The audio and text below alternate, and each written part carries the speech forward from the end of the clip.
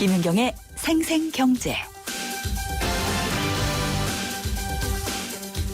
안녕하세요. 김윤경입니다. 대학들이 기숙사를 꾸준히 더 지으면서요. 대학가의 원룸촌이 찬바람을 맞고 있다고 합니다. 원룸을 임대해서 사업을 하던 사람들이 직격탄을 맞고 있고 또 스마트폰을 이용해서 직접 거래들을 하니까 부동산 중개업자들에게도 찬바람이 불고 있다고 합니다. 네, 요즘 저금리 때문에 돈 맡기는 사람 적어서 금융권에도 찬바람이 쌩쌩 불고 있죠. 근데 외국계 은행들 보니까요. 다 그런 것은 아니지만은 적자를 내든 말든 거액의 돈을 자국으로 보내서 무리를 빚고 있습니다. 이 법적으로 배당을 막을 권리는 없습니다. 그렇지만 큰 손실을 내고도 본국에 엄청난 자금을 보내는 곳이 있다고 하면은 그냥 봐지지는 않죠. 잇따른 자유무역협정 FTA 타결로 우리 농업에도 찬바람이 분다는 얘기가 나옵니다. 어제 박근혜 대통령이 농업인 여러분과 긴밀히 소통하면서 농업 분야의 피해를 최소화할 수 있도록 하겠다라고 밝혔습니다마는 어떤 것이 있을지 바람대로 돼야 될 텐데 걱정입니다. 김윤경 뽑은 오늘의 생생 키워드 찬바람입니다.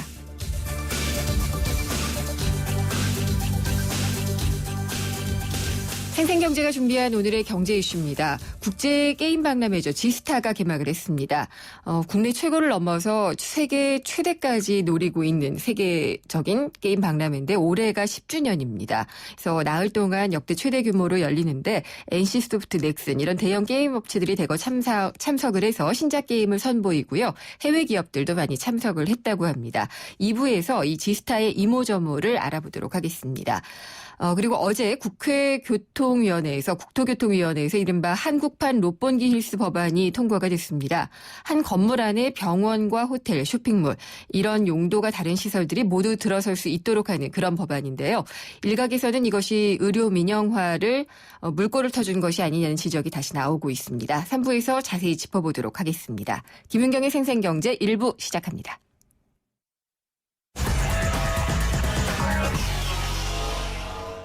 네, 오늘 증시 알아보겠습니다. IBK 투자증권의 서동필 투자전략팀장입니다. 안녕하십니까? 예, 안녕하세요. 네, 오늘 시장은 어떻게 끝났나요? 오늘 시장은 혹시 엔화 약세의 피해를 보면서 모양새는 좋지 않았다 이렇게 정리할 수 있을 것 같습니다. 코스피 종합주가지수는 8.38포인트 0.45% 하락해서 1958.04포인트에서 마감을 했습니다. 네. 코스닥도 0.91포인트 0.17% 하락해서 539.93포인트에서 마감을 했으니까 전반적으로 시장은 좀 부진했다 이렇게 평가할 수 있겠습니다. 한 가지 특이할 만하다고 보면 수급 측면에서는 거래소에서 외국인 투자들이 1,600억 정도 매수 우위를 보였지만 네. 결국 기관 투자들이 1,100억 정도 매도 우위를 보인 것에 따라서 수급 부담이 기관이 더 강하게 작용하면서 외국인들의 매수에 어떤 힘이 발휘되지 못했다 이렇게 정리할 수 있겠습니다. 네, 오늘 시장을 많이 움직인 큰 변수가 있었나요? 아무래도 말씀드렸던 것처럼 환율이 좀 불편했던 것 같습니다. 엔달러 환율 지금 현재 118.56엔까지 올랐습니다. 그러니까 118엔까지 넘어섰기 때문에 이제 120엔을 가는 것은 어렵지 않다라고 지금 전망되고 있고요. 동시에 네. 원달러 환율 역시 8원 80전 상당히 많이 올랐습니다. 그래서 원달러 환율 좀 1115원까지 올랐으니까 환율이 확실히 불편한 요인이 되었다라고 볼 수밖에 없어 보입니다. 현대모비스 1.2% 빠졌고요. 그다음에 자동차주들 전반적으로 다 불편한 모습을 보였기 때문에 네. 이 환율에 대한 피해 이거는 어쩔 수 없었다라고 평가할 수밖에 없겠습니다. 네. 근데 보통 은행 하면 내수 업종인데 오늘 은행도 많이 떨어진 것 같아요. 은행 같은 경우에는 이제 우리은행이 분리 재상장됐는데 네. 어저께 상당히 모양새가 안 좋았는데요. 오늘도 우리은행이 13% 정도 빠졌습니다. 예. 이 매각 과정이 지금 수월치 않을 거다. 이런 우려가 지금 우리 은행을 좀 지배했기 때문에 전반적으로 은행에 대한 분위기는 좋지 않았다. 하지만 신한지주 0.1%밖에 빠지지 않았고요. 네. 하나금융지주 역시 그렇게 낙폭이 상대적으로 크지 않았습니다. 그렇기 때문에 분위기는 네. 우리은행의 매각 때문에 좀 은행주에 대해 전반적으로 불편한 시각이 우세한 결과였다라고 정리할 수 있겠습니다. 그렇군요. 그리고 삼성 SDS 같은 경우에 오늘은 움직임이 어땠나요? 예, 뭐 시장의 가장 큰 관심사인데요. 네. 삼성 SDS 오늘은 7.28% 올라서 예. 39만 8천 원에서 끝났습니다. 이렇게 돼서 이 코스피 종합주가지수에서는 이 시가총액 4위로 올라섰는데요. 상당히 뭐 시장 이 종목은 뭐 전망이 좀 많이 어려워지신 종목인 것 같습니다. 네. 오늘도 7.3% 올랐으니까요. 어쨌든 오늘은 거래소에 그나마 뭐 어떤 버팀목이 되었다라고 하는 것은 삼성 SDS가 큰 공을 세웠다라고 볼 수 있겠고요. 여전히 삼성 SDS 호불호가 많이 갈리는 종목이니까 매매하실 때는 좀 조심할 필요가 있으실 것 같습니다. 네. 어제 밤에 있었던, 간밤에 있었던 뭐 FOMC와 관련된 내용, 이런 것도 시장에 좀 영향을 미쳤나요? 글쎄요. 해외 유럽이나 미국 증시가 사실은 크게 영향을 받지 않았는데 네. 뭐 그렇기 때문에 우리가 특별히 영향을 받았다라고 보기 쉽지 않아 보입니다. 뭐 해석하는 것이 좀 더 매파적이었다, 좀 더 비둘기파적이었다, 좀 많이 엇갈리는 반응이 있었기 때문에 네. 미국에서 이 FOMC 연설문의 발표가 시장에 큰 영향을 미친 변수다라고 보진 않고 있습니다. 네. 그러면은 이렇게 정말 변동이 많은 장세, 그냥 어떻게 가야 될지 한마디로 정리하기도 참 어려울 것 같은데 조언을 해주시죠. 뭐 제가 한번 지난주도 말씀드렸던 것 같은데요. 물론 지수는 오늘 그렇게 반응하지 않았지만 예. 계속해서 연말 이 12월 달에 선물없이 동시 만기일로 갈수록 프로그램 매수가 배당을 원하는 프로그램 매수가 들어올 가능성이 많습니다. 오늘도 네. 프로그램 매수가 한 1,900억 원 정도 들어왔는데요. 이렇게 되면은 지수 관련 대형주에 대한 관심이 높아지게 되니까 지금은 중소형주에 대한 관심보다는 지수 관련 대형주에 대한 관심으로 잠깐 옮겨오셔도 네. 좋을 것 같다. 이렇게 단기간 전략을 이렇게 한번 짜드리고 싶습니다. 네, 알겠습니다. 잘 들었습니다. 감사합니다. 네, 고맙습니다. IBK 투자증권의 서동필 투자전략팀장이었습니다.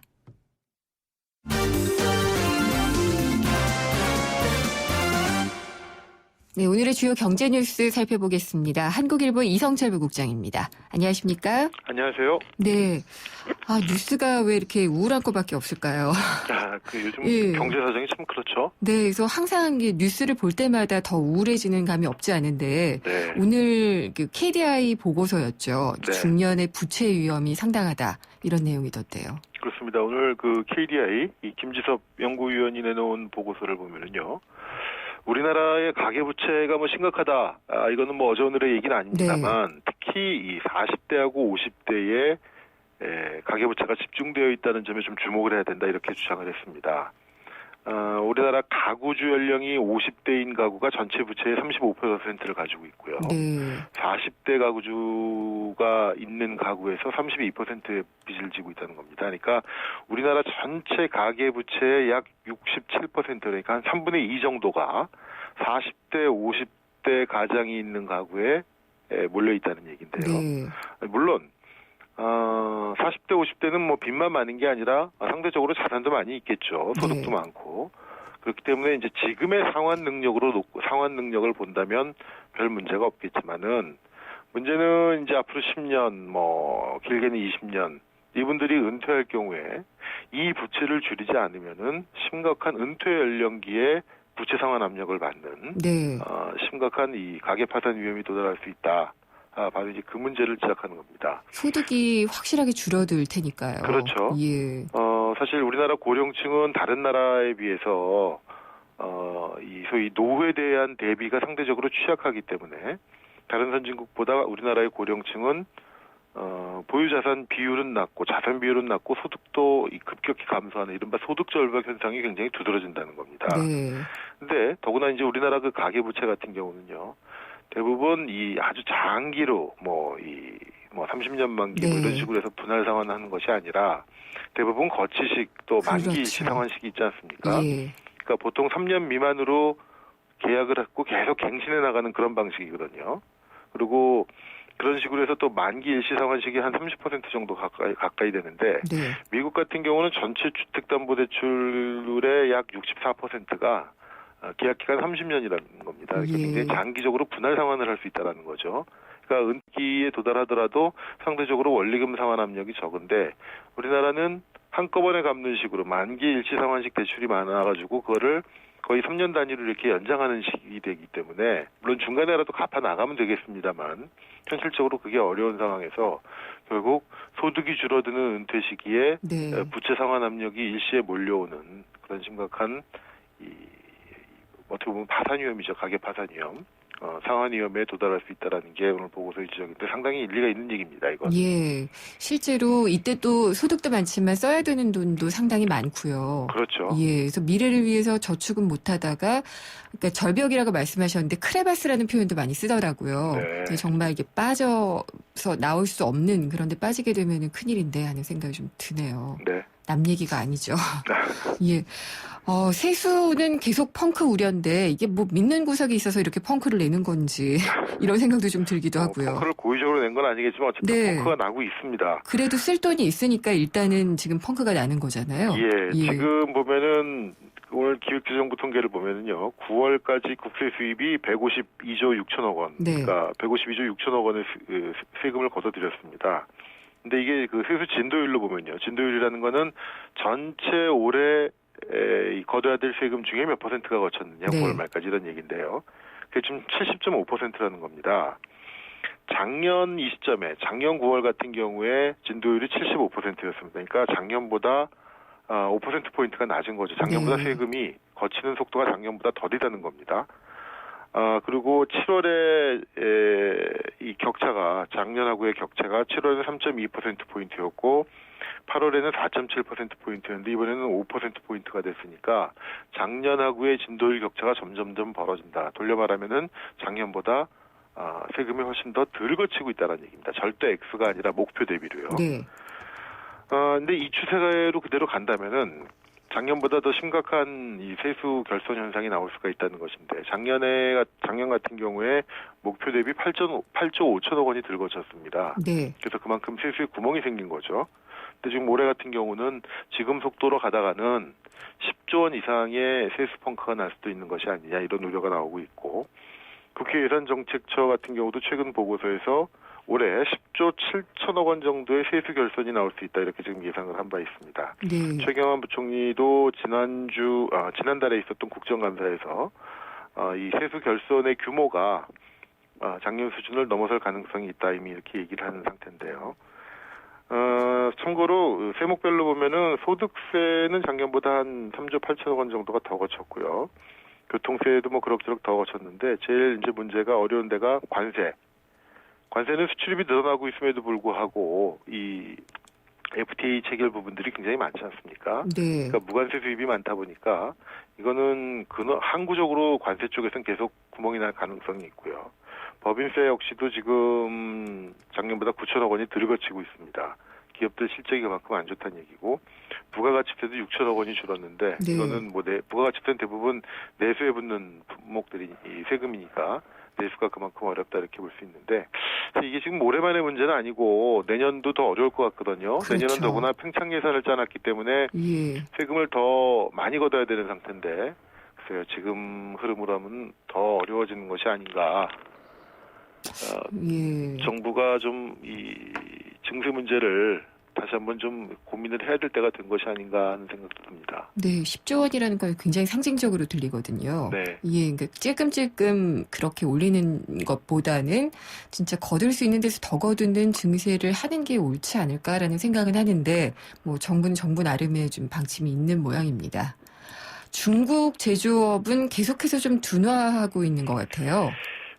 중국의 제조업 구매 관리자 지수라는 PMI라는 네. 지수가 있는데요. 이거는 이제 50을 기준으로 해가지고 50보다 수치가 높게 나오면은 경기가 호전되고 있다라는 뜻이고 50보다 낮게 나오면은 경기가 부진해지고 있다 그런 의미인데 지금 11월 이 PMI 지수가 50.0 딱 그 기준점에 걸려 있습니다. 그리고 이건 작년 5월 이후 지금 6개월 만에 가장 낮은 수치라고 그러는데요. 예.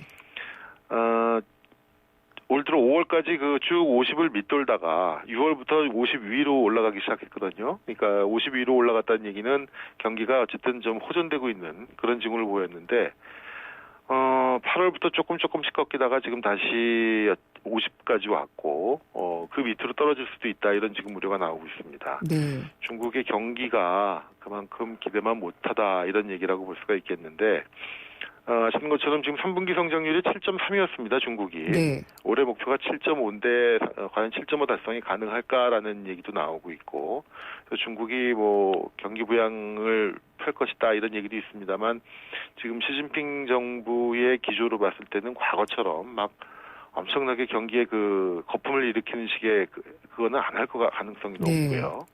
그래서 중국의 경기 둔화, 이것도 역시 우리나라 입장에서는 조금 걱정스럽게 봐야 될 대목입니다. 네, 잘 들었습니다. 오늘 말씀 감사합니다. 고맙습니다. 한국일보 이성철 부국장이었습니다.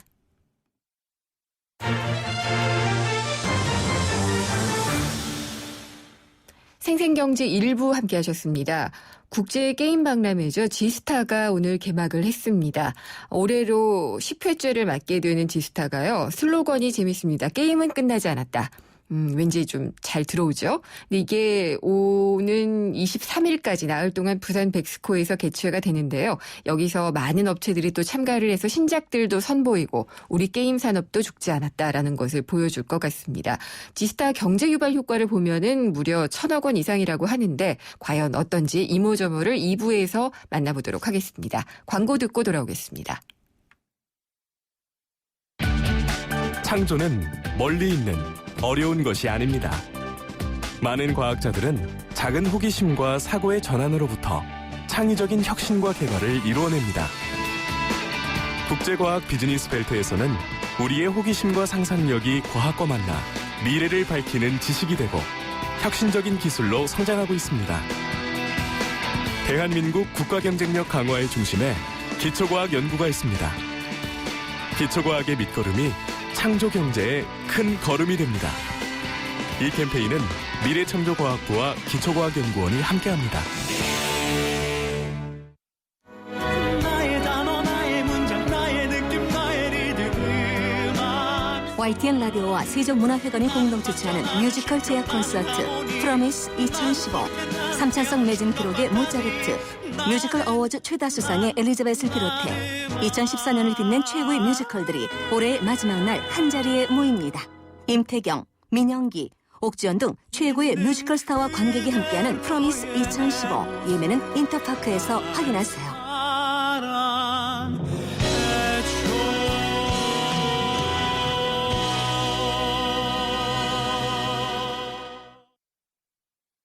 한 발 빠른 경제 뉴스, 한 뼘 깊은 경제 이슈, 한 번 물면 놓치지 않는 끝까지 가는 인터뷰. 지표 MC 김윤경의 생생경제.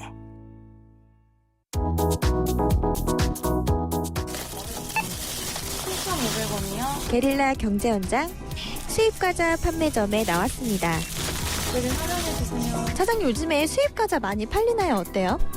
예, 아무래도 요즘 국산 과자가 그 질소 과자라는 이미지가 워낙 많아서 그런지 국민들이 수입 과자에 대해서 그렇게 거부감 없이 많이들 찾고 계세요. 그 질소 과자 논란이 그 수입 과자 판매량에 좀 관계가 있다고 보시나요? 예, 아무래도 그 질소 과자라는 그런 것 때문에 손님들이 수입 과자를 많이 찾고 있고 저희 같은 이제 수입 과자 판매점들이 기하급수적으로 늘어나고 있는 추세예요. 그럼 여기서 질소 과자에 대해 시민들의 생각은 어떤지 들어봤습니다. 지금 보니까 과자를 구입하고 계시는 것 같던데 그 질소 논란에 대해서 혹시 어떻게 생각하시나요? 저도 보고 좀 국내 과자랑 해외 과자랑 비교한 것들이 굉장히 많이 나오거든요. 그거 보면서 정말 우리나라 왜 이럴까라는 생각을 많이 했죠. 수입 과자 같은 경우는 되게 알차요. 내용물에 정말 신경을 썼구나라는 생각을 많이 하게 되거든요. 근데 국내 과자를 보면 정말 거칠해라는 생각을 많이 하게 되더라고요. 각 과자를 비교했을 때 같은 부피라고 해도 수입 과자가 4분의 1 정도 저렴하다 생각해요. 우리나라의 뭐 제가 업체가 가격 변동 없이 내용물을 늘리겠다고 얘기를 했는데 소비자로서 어떻게 생각하시나요? 소비자 입장에서 물론 좋죠. 근데 지켜봐야 되지 않을까요? 정말로 그대로 지킬지 아닐지는 좀 두고 봐야 하지 않을까 싶어요. 지금까지 게릴라 경제 현장 이혜리 리포터였습니다.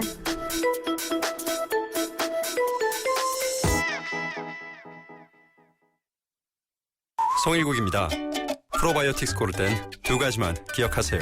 위에서는 쥐락 잡아주고 장에서는 펴락 풀어주고 세계인의 장을 쥐락펴락 수출하는 프로바이오틱스. 세계가 주목하는 데는 이유가 있겠죠. 쥐락펴락 듀오락. 건강기능식품 광고입니다. 김윤경의 생생경제. 오늘 당신이 꼭 알아야 할 가장 중요한 경제 뉴스는 국내 최대 규모의 게임 전시회 G스타 2014 최신 트렌드를 알아봅니다.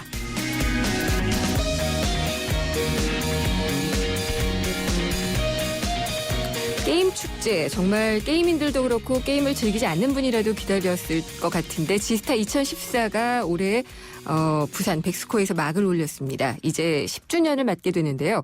이번 행사에도 35개국에서 600여 개 기업이 참가해서 다양한 볼거리를 제공한다고 합니다. 규모 역대 최대고요. 이번 행사로 또 게임 시장은 어떻게 변화하고 있는지를 읽어볼 수 있을 것 같은데 대표적인 게임 업체죠. 넥슨 홍보팀 연결해서 얘기 나눠보도록 하겠습니다. 안녕하십니까? 네, 안녕하세요. 예, 지금 부산 백스코 현장에 계시죠? 예, 맞습니다. 분위기는 어떤가요? 분위기는요. 예. 정말 올해 굉장히 큰 규모로 진행이 되고 있어서 네. 전국 각지에 많은 게이머들이 몰려서요. 진짜 많이 달아오르는 현장을 느낄 수 있습니다. 네, 올해 10살 되잖아요, 지스타가요. 예, 맞습니다. 예, 10회를 딱 맞는 그 느낌은 어떠세요? 저희 넥슨이 이제 올해 10회째 정말 한 번도 빠지지 않고 개근을 해왔었는데요. 네. 정말 그만큼 게임 산업도 많이 변화하고 있구나라는 생각을 많이 하고 있고, 정말 모바일 시장으로 대변되는 정말 모바일 게임들이 정말 많이 나와서요. 네. 네, 온라인 게임 업체들도 점점 조금씩 변화해야 하지 않을까라는 생각을 더불어 하게 됐습니다. 아, 네. 그렇군요. 이게 그 규모로 치면은 뭐 금액으로 산정할 수가 있나요? 지스타 규모를요? 지스타 규모요? 예. 제가 그 정확한 수치보다도요. 네. 이제 현재 관객이 매년 늘고 있는 상황입니다. 그래서 예. 올해는 이제 게임 산업의 이제 발상지라고 할 수 있는 어떤 일본의 또 이런 비슷한 행사가 있는데, 네. 일본의 동경 게임쇼 관람객보다도 이번에는 많은 숫자를 전망하고 있고요. 네. 그 추산치는 약 22만 명 정도로 보고 있습니다. 그렇군요. 그 최진영님께서 네. 넥슨의 자격이 꼭 아니더라도요. 이 지스타에 참석하신 건 몇 번째세요? 지스타 예. 자격으로요. 네. 지스타에는 이번에 5번째를 맡고 있고요. 5번째요. 그때마다 변화가 좀 많이 있나요? 예, 특히 정말 예년 같은 경우에는 네. 정말 스마트폰이 이제 보급화가 되지 않았을 시기에는 온라인 게임이 위주로 출품이 됐다면, 네. 정말 점점 해가 갈수록 모바일 게임 시장이 확대되면서 네. 이제는 대형 업체들도 모바일 게임을 한두 개씩은 네. 내놓고 있는 상황인데요. 네. 그래서 많은 변화를 예. 느끼고 있습니다.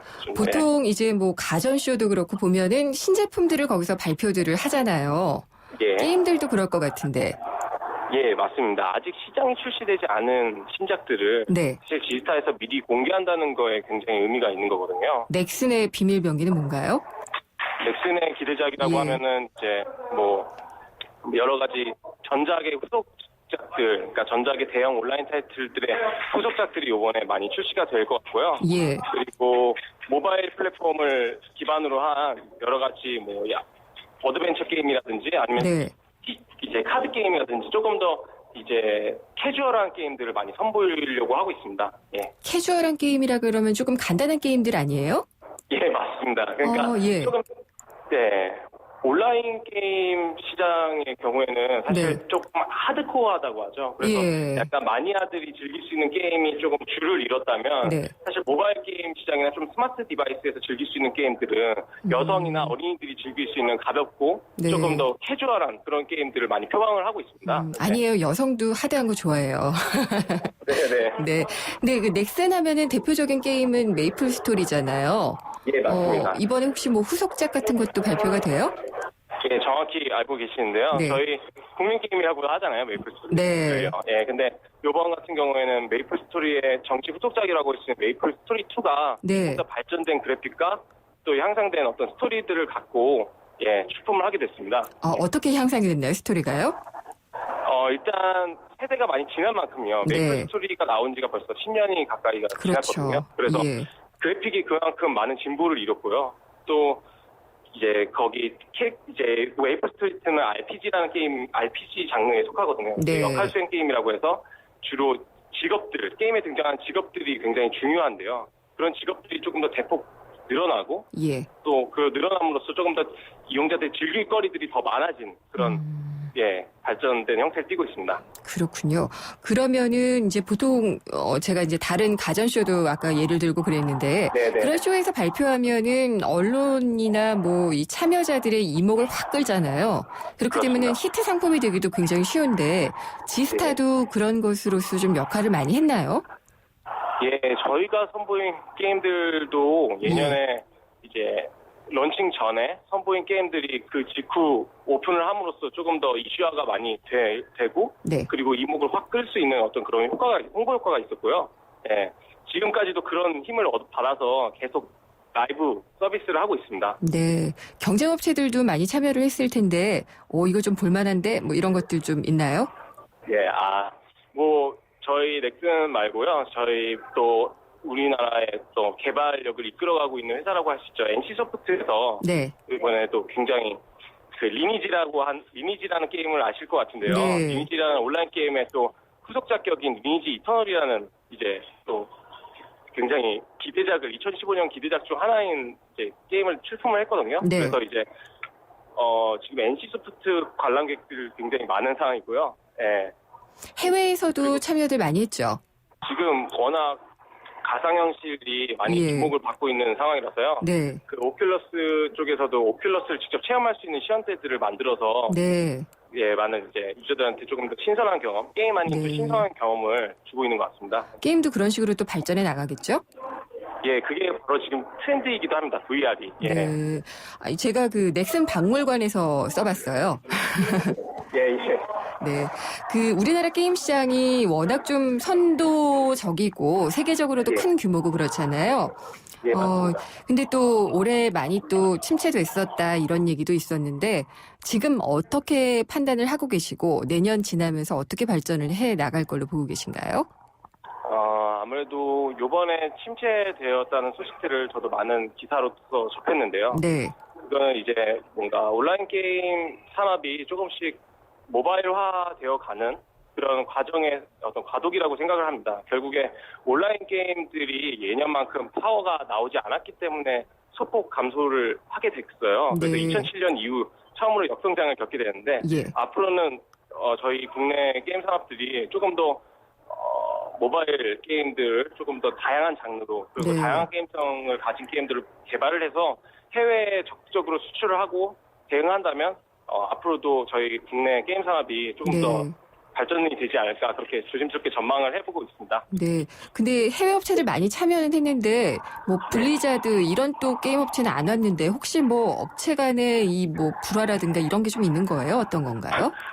그거는 아닌 거고요. 블리자드 같은 경우에는 워낙 글로벌 업체다 게임 업체다 보니까요. 블리즈컨이라는 연례 행사, 블리자드의 신작들을 선보이는 그 연례 별도 행사를 벌써 북미 지역에서 유저들 상대로 한번 열었습니다. 11월 중에. 그래서 아무래도 이번 지스타에는 참가를 그 이유로 하지 않은 것 같고요. 네. 그렇군요. 근데 모바일 게임이 이제 대세다 이런 말씀을 많이 전해주셨는데요.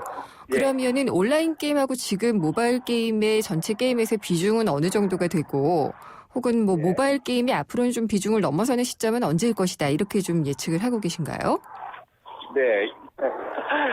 다소 어려운 질문이기도 한데요.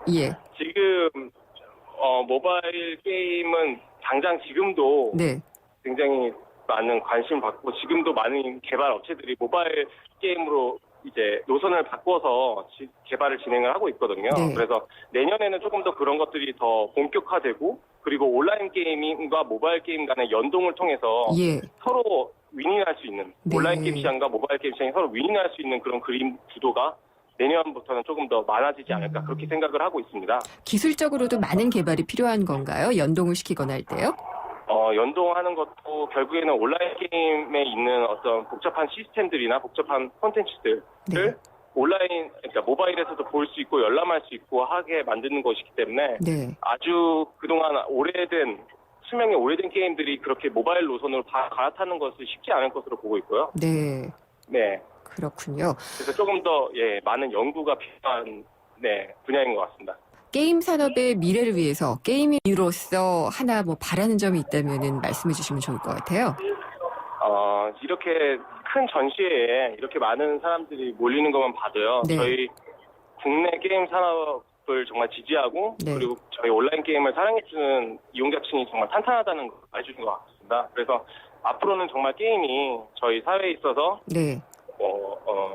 안 좋은 어떤 해악처럼 느껴지지 않고 정말 당당한 문화 콘텐츠로서 자리 잡을 수 있는 환경을 만들어준다면 저희 네. 게임업도 조금 더 멀리 해외로 예. 계속 잘 뻗어나갈 수 있을 거라고 생각하고 있습니다. 네. 그런 바람이 있습니다. 뭐 아직까지 그 규제 당국이나 이런 데서는 해악으로 많이 보는 것도 같아요.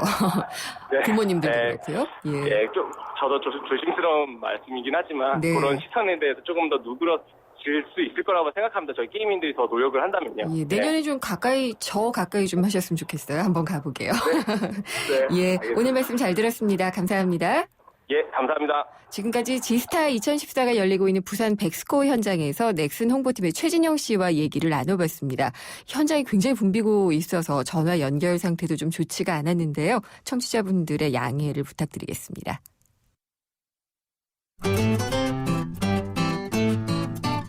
생생경제를 다양하게 만나는 방법. YTN 라디오 앱 예스와 웹사이트 김윤경의 생생경제 또는 트위터 YTN_이코노미로 실시간 듣기와 다시 듣기를 하실 수 있고 방송 내용에 대한 문의와 의견을 주실 수 있습니다.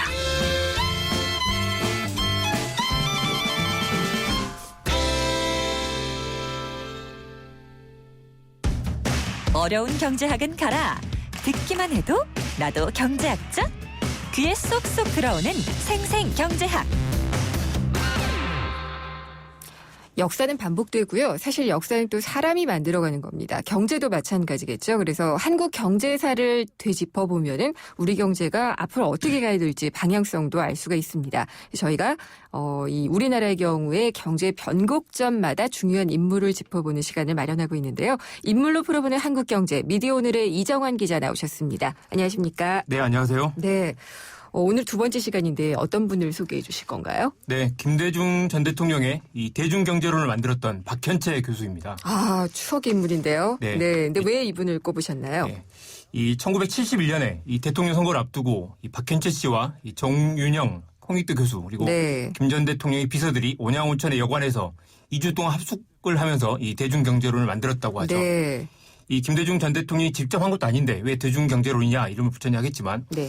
이 아이디어와 철학은 김 전 대통령의 작품이고 이론적 토대를 만드는 작업은 이 박현채 씨가 했다고 보는 게 맞다는 게 정설입니다. 아, 그래요? 그러니까 이게 그냥 정말 그냥 대중이 아니라 김대중 네. 대통령의 이름이 들어가 있는 게 의미가 있다는 말씀이신데 네. 대중경제론을 좀 설명을 해주세요. 네, 이런 내용들이 있습니다. 이 지금 취해야 할 가장 효과적이고 바른 대책은 수출 증가도 좋지만 국민 대중의 소비 능력을 길러서 국내 구매 시장을 기르는 것이다. 네. 지금 봐도 파격적이죠.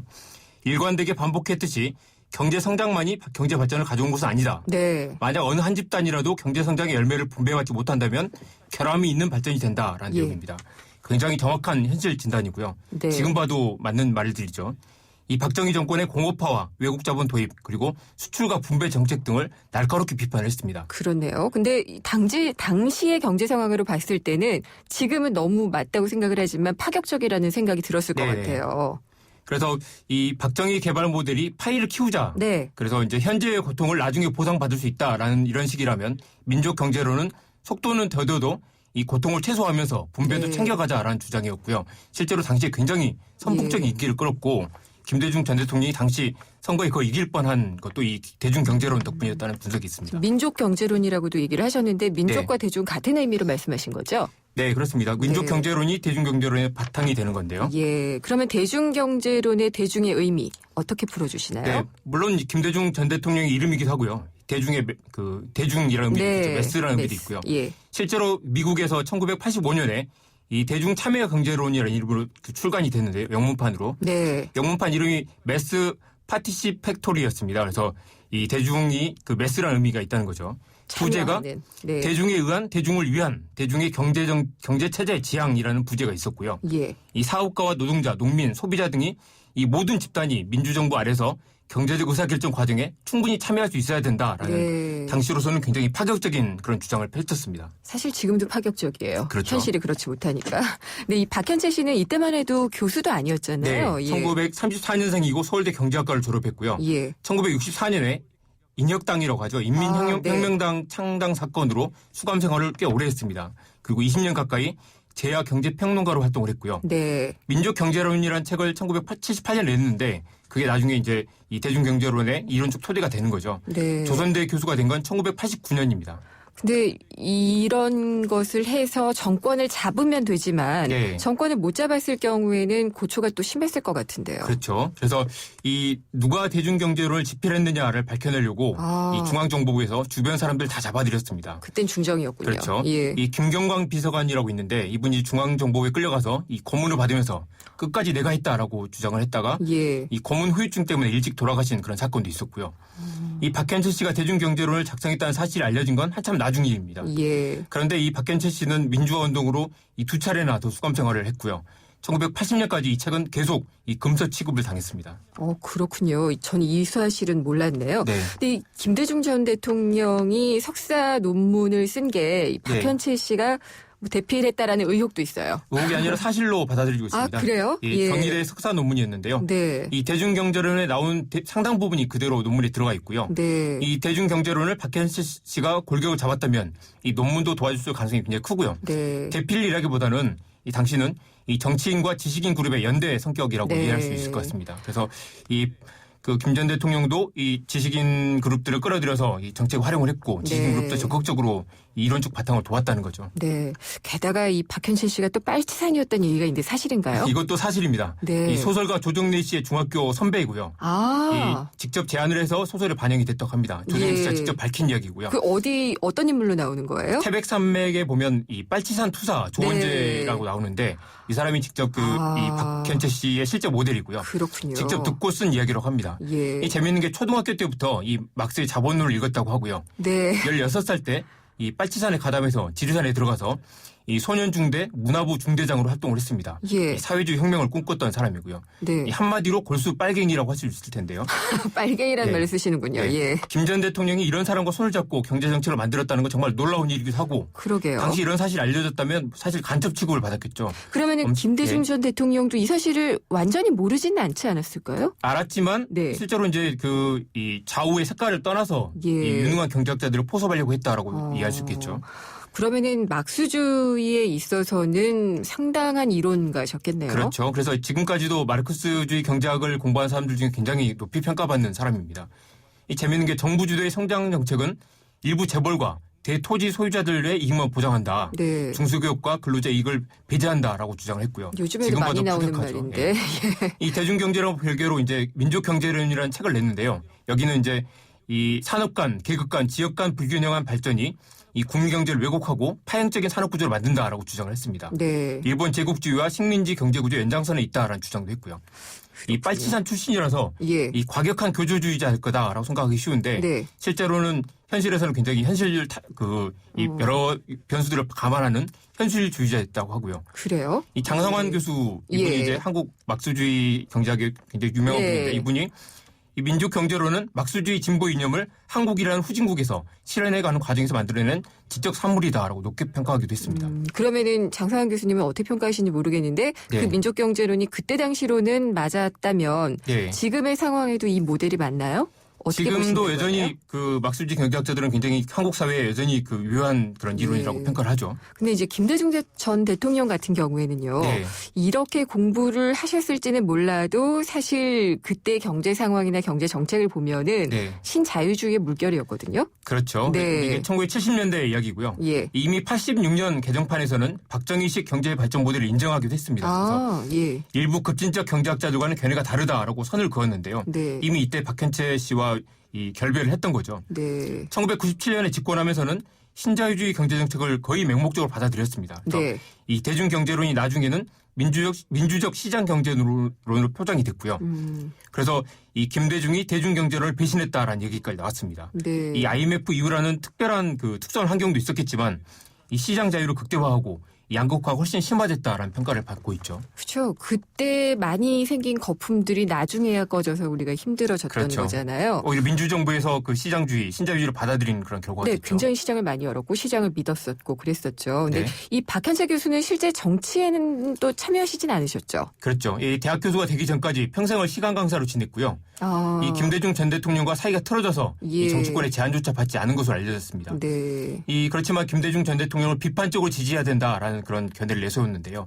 정작 1992년에 김대중 전 대통령이 뉴 DJ 플랜이라는 걸 내세웠죠. 그래서 네. 사실상 대중경제를 완전히 다 버리게 됩니다. 그래서 이 민중운동 세력과 거리를 둔 이후로 네. 크게 실망하고 사실 그 뒤로 몇 년 뒤에 이 뇌졸중에 걸려서 바로 사망하셨죠. 아, 그렇군요. 이게 그러면은 아까도 이제 민족경제론이나 대중경제론이 제가 이 지금 상황에도 유효하냐라는 질문을 드렸었잖아요. 유효하다고 보는 사람들이 꽤 있다고 지금 말씀하셨죠. 네. 예. 그래서 그 이론의 근간이 정의는 언제나 약한 자의 편에 있다라고 말을 했고요. 네. 이 삶과 학문이 일치했던 흔치 않은 인물이라는 평가를 받았습니다. 네. 이 민족경제론이라는 건 사실 경제 이론이라기보다는 그 과거 대외 종속적이고 수출 중심의 그리고 대기업 위주의 성장 일변도로 치닫는 네. 이 박정희식 경제개발 모델에 대항하는 실전적 주장의 성격이 있었고요. 예. 여전히 그런 건 아직도 유효하죠. 네. 민족경제라는 것도 이 독재 정권에 맞서는 과도기적 대안 모델일 수 있을 텐데요. 여전히 한국 사회에 지금 갖는 의미라면 이 대외 우존적인 재벌 중심 경제 정책에 이 문제가 있다라는 네. 지적과 외부 제약이 휘둘리지 않는 자립 경제를 만들어야 된다라고 예. 정리를 한다면 여전히 한국 사회에 굉장히 강한 울림을 갖는 그런 이론이라고 할 수 있겠습니다. 이정환 기자는 자립경제 가능하다고 생각하세요? 현실적으로 쉽진 않죠. 이렇게 예. 글로벌 신자유주의 모델 쉽진 않은데 여전히 이런 그 자립경제론의 그 근간은 네. 한국 사회에 여전히 갖는 그런 이 메시지가 있다고 생각이 됩니다. 아, 그렇군요. 저는 사실 여기에 대해서 조금 회의를 하고 있어서 굉장히 강한 신념을 갖고 얘기를 하시는 것 같아서 여쭤봤습니다. 네. 네, 또 듣도록 하겠습니다. 말씀 감사합니다. 네, 고맙습니다. 미디어 오늘의 이정환 기자였습니다. 생생경제를 다양하게 만나는 방법. YTN 라디오 앱 예스와 YTN 라디오 웹사이트, 팟캐스트를 통해서 실시간 청취와 다시 듣기가 가능합니다. 언제 어디서나 손쉽게 만날 수 있는 생생경제. 참 좋다. 우리집 통신 대표번호 101. TV지를 101로 인터넷을 101로 홍보이도 101로 모두 가입해 CCTV만 가도 101로 함께 101. 우리집 통신은 101로 모두 다 해결해요. LG U+. 세계 최고의 인재를 키워도 어렵다. 자산 키우기. 그래서 하버드에도 신협이 있습니다. 전 세계 100여 개국 시민들이 함께 만든 앞으로의 금융, 신협. 우리나라 신협은 세계신협협의회와 함께합니다. 네, 어제 국회 국토교통위원회에서요, 한국판 롯본기 힐스 법안이 통과가 됐습니다. 롯본기 힐스라고 하면은 보통 이제 여러 기능이 합쳐져 있는 복합적이고 창의적인 그런 건물이나 단지를 얘기를 하는데 어제 얘기된 것 중에 눈에 띄는 것을 보면은요. 한 건물 안에 병원과 호텔, 쇼핑몰 이렇게 용도가 다른 시설들이 함께 들어설 수 있도록 하는 그런 법안입니다. 이게 입지 규제 최소 구역을 도입한다는 건데 이 법안이 통과가 되면은요. 이게 의료 영리화와 관계가 있습니다. 결국 병원과 호텔이 한 건물에 있게 된다. 병원이 더 잘 되기 위해서 호텔을 잘 운영하는 걸 수도 있고요. 호텔과 병원이 같이 영업을 하게 되면 아무래도 영리를 추구하게 되겠죠. 그런 부분들이 이제 의료 영리화에 대한 우려를 낳고 있는데 이거 말고도 의료 영리화법으로 우리가 계속 얘기를 했던 것은 서비스 산업 발전 기본법이었습니다. 이게 투자 활성화를 위해서 여러 가지로 좀 규제를 풀어주자라는 이 법으로 의료 영리화를 얘기를 했었는데 어제 갑자기 통과된 이 법안으로 의료 영리화가 더 쉽게 되지 않겠느냐는 우려가 좀 나오고 있습니다. 이게 서비스 산업 발전 기본법을 보면은요, 유망 산업을 육성하겠다고 해서 영리병원을 허용을 하고 외국 의료기관 또 외국 의사에 대한 기준을 없애고 메디텔 방금 말씀드린 이런 병원과 호텔이 같이 있는 이런 기준을 완화하고 건강기능식품 판매를 허용을 하고 보험사는 또 외국 환자를 유치할 수 있는 것들 이런 내용들이 다 담겨져 있습니다. 있습니다. 뭐 좋은 게 아니냐, 문을 꼭 닫을 필요가 있느냐라고 말씀하실지도 모르겠지만은요. 의료계에서는 또 걱정하는 것들이 상당히 많이 있습니다. 의료 영리화를 시행하겠다는 의지가 지금 분명하게 드러나고 있다라면서 다시 한번 반대 입장을 분명히 하고 있는데 과연 어떻게 되고 있는 것인지 잠시 후 3부에서 자세히 짚어보도록 하겠습니다. 궁금한 점이나 의견 있으면요. 문자 짧은 건 50원, 긴 문자는 100원이 부과되는 휴대전화 우물정의 0945 YTN 라디오 앱 예스를 통해서 남겨주시면 됩니다. 4시 뉴스 듣고 3부에서 뵙겠습니다.